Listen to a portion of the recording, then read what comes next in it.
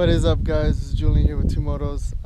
So this is basically the final episode of the rebuild of Azula. As we all know, she caught fire about a year and a half ago, 2 years ago, and again, if you haven't been following us, it was an accident on my end. It was a mistake that caused it to catch fire.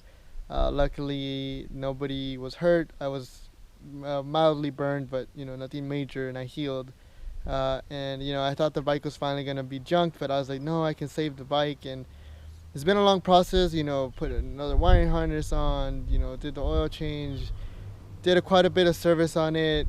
Put new tires on it because the rear tire had like melted rubber on it. It was crazy. The ECU was actually salvageable. It wasn't damaged internally. It has burnt plastic all over it, but it's actually that's still the same ECU that was on fire.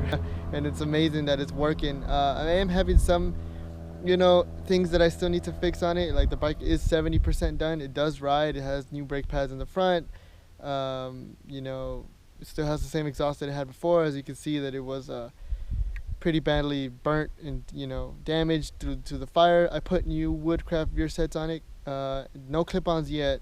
I'll do that soon. I'm just riding the bike just to get the feel for riding a street bike again, a GSXR again, at least, Put Q4s on it. I have been riding it for quite some time already, a few months now, but I haven't posted anything on it just because, work and life and all that. If you've been following the Instagram, 2_motos, you'll be able to see that, when I actually got her back on the road. But this is the first time on YouTube that showing you guys, for all my YouTube followers, that Azula is back, and it is a rideable machine, and she is fun, as you are about to see.